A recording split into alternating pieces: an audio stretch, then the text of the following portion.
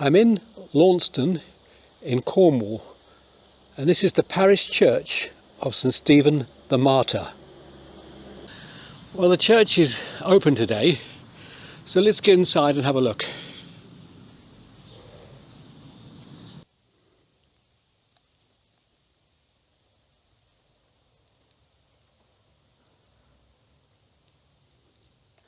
This memorial to the Reverend George William Falconer Morgan, B.A.R.N., eldest son of Falconer Morgan. Can't read the rest in this light. Born 1878 at Finchley, London. Chaplain in HMS Invincible. Killed in action at Horns Reef, Jutland, 31st of May 1916. This is a memorial to the men from the town of Launceston who died in the 1418-1419 war. And we start at the top with Flight Sub-Lieutenant Eric Augustine Bennett, and there's around 18 names there of men who gave their lives. This one to Douglas Eckley Langdon, who was a mechanical engineer, and it gives some more details about his career and his family, but I'm not being able to see that clearly from the ground. This one to Susanna Buse and Elizabeth, can't quite get that name, whose remains are deposited in the vault. And again, it's quite faded and it's quite a long way away from me. The camera is probably showing you better than I can see. I do see a date of 1796. This is to somebody who died in the First War, Second Lieutenant William John Kent, Royal Field Artillery, husband of Bertha Kent, and he was killed in action at Neuve Chapelle, March the 12th, 1915, aged 30. Ernest Corey Mitchell gives his parents. He was a cadet on HMS, I can't get that name, at Liverpool, and he was drowned at sea, aged 17, in 1907. And high up on the wall is one I have no chance at all of reading from the ground here. I'll come in a little closer and see if the camera can make it out.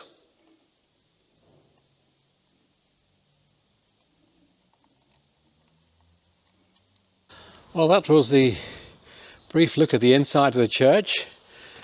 I'll take you round to the side wall here. There are some memorials on the wall. This first one here, William, son of George and Mary Tucker, who died 1848 in the parish of St Peter's in British Guinea. He'd been for many years engaged as a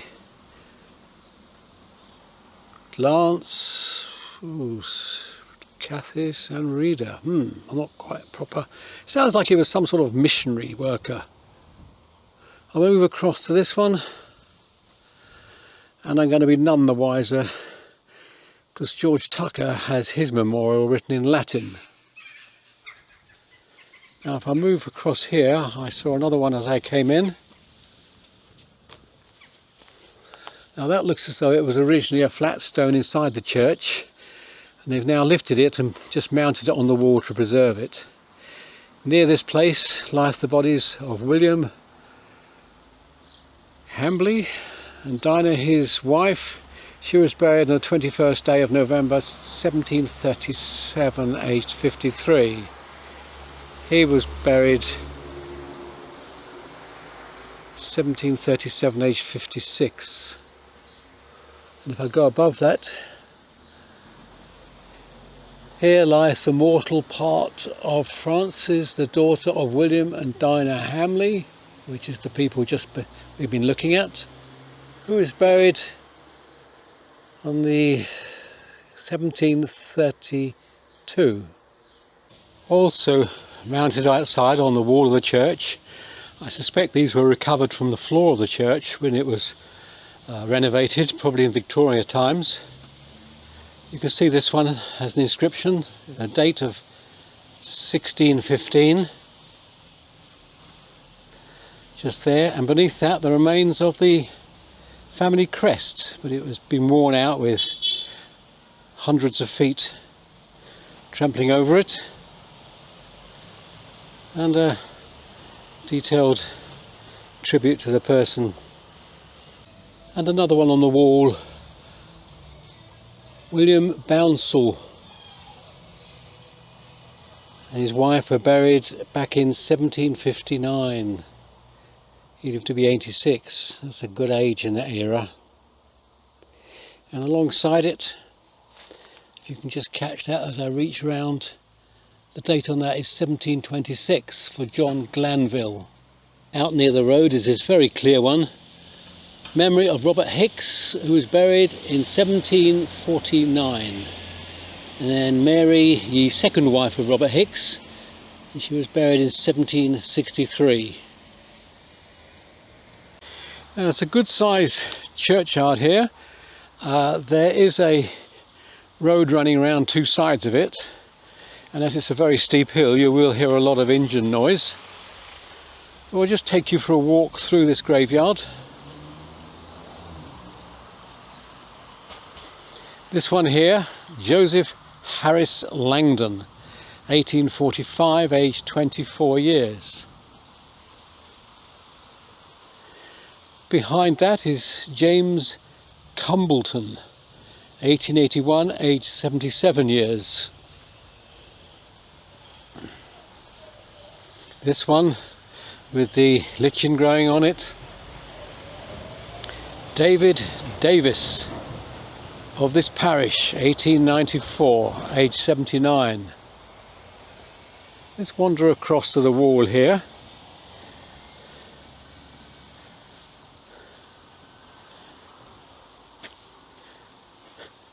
Got William Stacey here, 1843, and there's more Staceys here. Elizabeth, the daughter of Thomas Stacey, and Sarah his wife, 1836, a nice early stone that's still easy to read. And here we've got Thomas Stacey.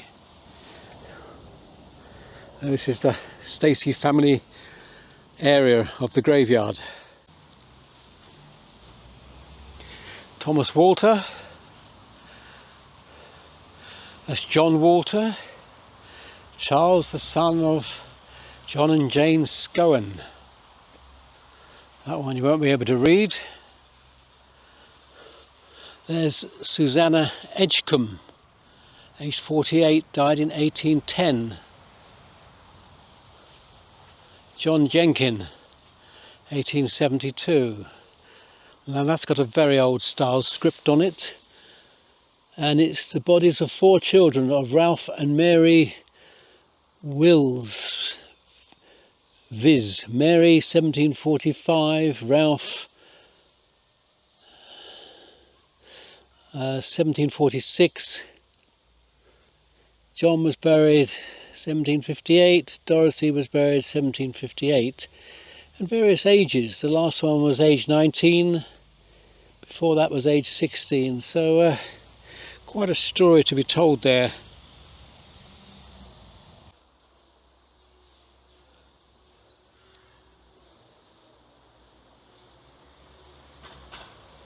This is Ellen, the daughter of the late Ian M. Peter of Tower Street, Launceston, 1897, aged 24.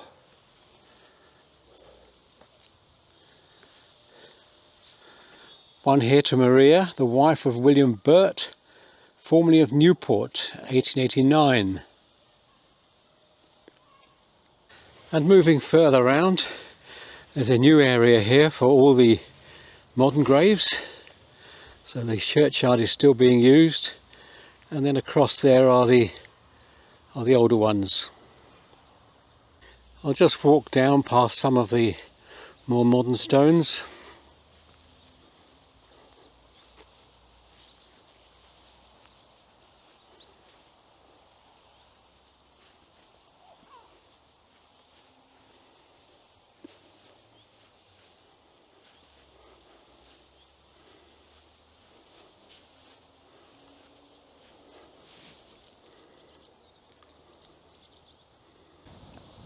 And now across in the older section, one here with a very long epitaph on it. See if I can get it for you. George Tucker, son of George and Mary Tucker, late of this parish, who departed this life January the 22nd, 1852, aged 54 years. He died in full communion with the Church, trusting for pardon and eternal life in the mercy of God, through the merits of Jesus Christ, his Redeemer.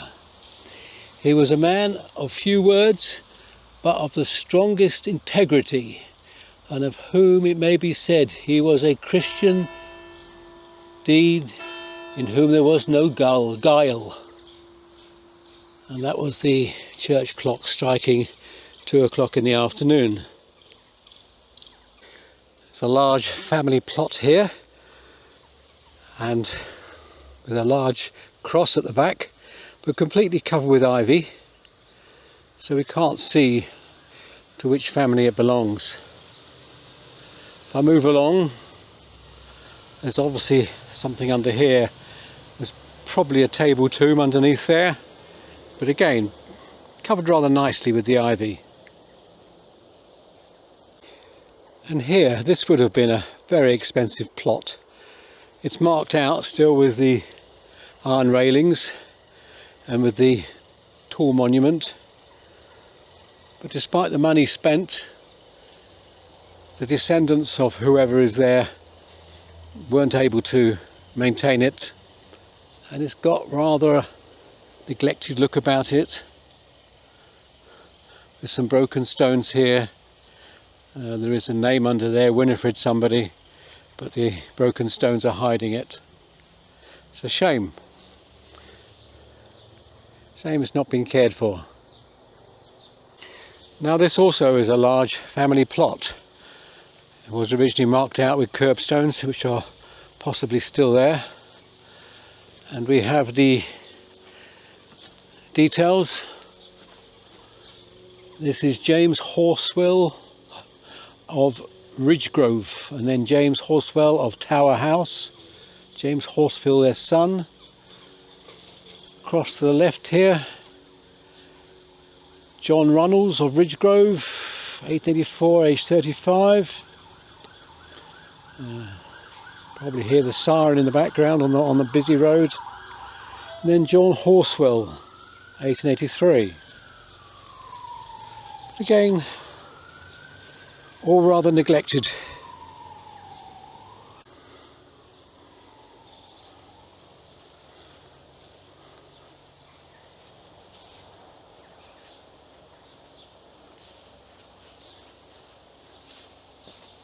One here with a lot of writing on it, and it's reasonably clear. John Langdon, beloved husband and wonderful dear father, who died in 1941, of Tintagel. It's a few miles, only 15 miles north of here. Formerly of this area, aged 81.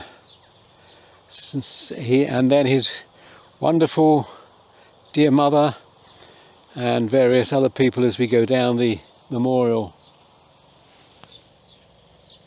And then right over in the far end, almost to be missed, are a few other graves. But here is a war grave, the first one I found in this churchyard. It is in fact facing away from us. So we'll just see who's remembered here. Sergeant P.R. Hawkins, the Royal Warwickshire Regiment, 1940, aged 29.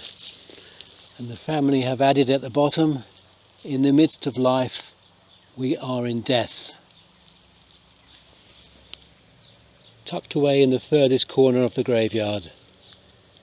And close by is this one, Francis Kingdom Walter, hyphenated, 1964, in memory of Frank, whom I have loved long since and lost a while, and also his beloved and loving wife Mabel. So she was added later in 1999. So she lived on for a long time after he went in 64. I have loved long since and lost a while. Very nicely put. Well, the path has looped back around into the newer section. This one caught my eye as being a different design. On the black stone and reversed out with the gold lettering and white lettering, Smith, Leo John and Olive May. And clearly still very much cared for with all these living plants. Well, that's my visit to the parish church of St Stephen in Launceston. I'm going to make my way down to the cemetery in the same town and have a look at that now.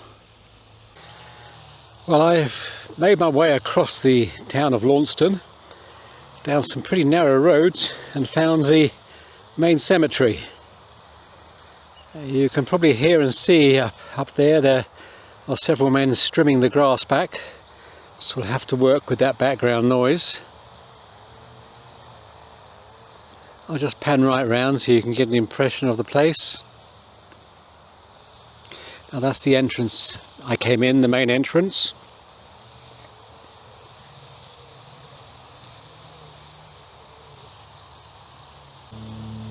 One thing that catches my eye immediately are 4 war graves. I'll close in on this one. Someone's painted the coat of arms in gold and not very well. H.C. Walters, Royal Artillery, 1944, aged 35. I guess the fact that they painted it shows that they came here and they care. Now the one over the back here,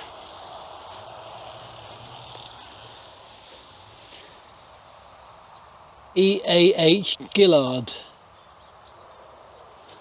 I'm struggling to get the inscription of that.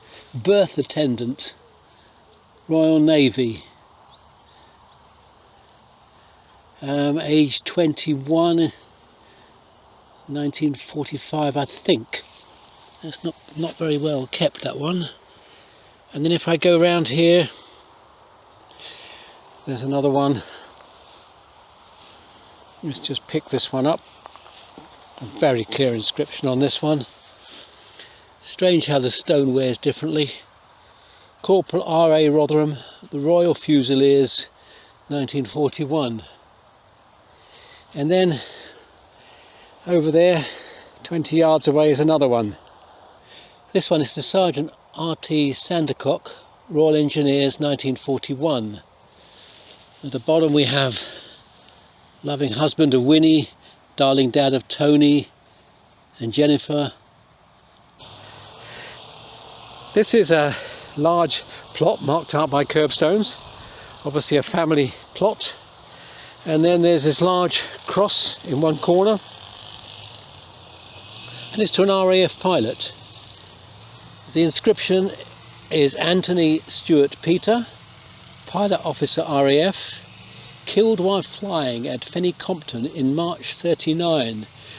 Well, that was before the war started, but it was fairly sure war was going to start, so presumably he was on exercises or training, ready to fight. Anthony Stewart Peter.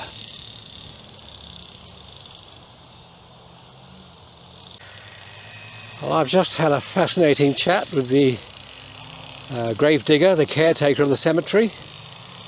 He tells me he's been doing this for 40 years. He digs the graves, he fills the graves in, and he cuts the grass. Wonderful old chap. Well, I've moved to an area at the back of the cemetery where they've let it go into a wildlife area, let the flowers and the grasses grow.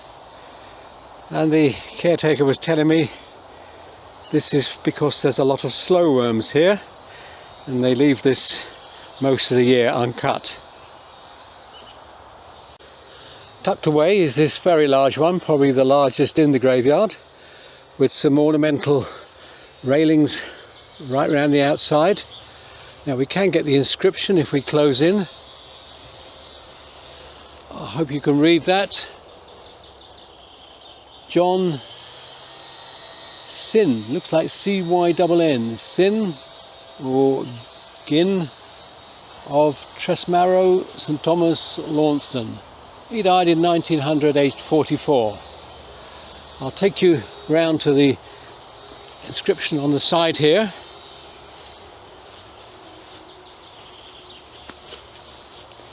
Fall over the curbstones.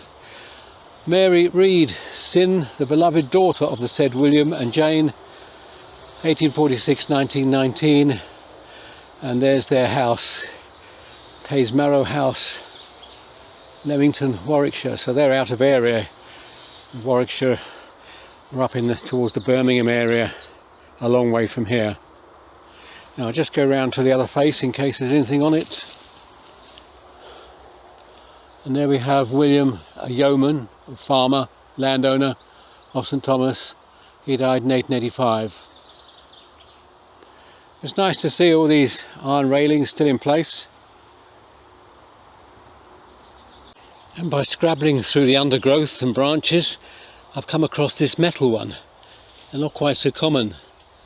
This is Mary Kent, born 1905, died 1906, so it's a child's grave. In fact, at the top on the circle it says, "Suffer little children," from the Bible. And then underneath a bit more, but it's quite difficult to make out. But nice to see the unusual metal memorial preserved. I've come back out into the mowed area of the graveyard, and I'm immediately attracted to two more war graves, but this time they're in the black stone. I don't think there's any significance to it being on black stone. I think it's just what was available, or possibly chosen by the family. The inscription doesn't stand out so well. This is B. Couch, 1919. Don't know whether the camera's going to pick that up. F. W. Wicks, Duke of Cornwall's Light Infantry, 1915. Not so easy to read the inscriptions on these two black ones. And then there's a whole area here with almost identical stones and curbstones. We've got Betsy Roberts, Susan of Robert Roberts, George Sanders. Over the back is Jim Sanders and Hook. Well, I've shown you half a dozen of the war graves as I found them, but I am reliably informed that there are 15 in this cemetery. I love the Welsh connection here with these names. Blodwyn Gwendolyn Bryant, 2004. What wonderful names. It's a very pleasant little cemetery, still very much in use. A lot of the newer stones are on the sides here. The inscription is dropping away from that, but somebody's still caring for it.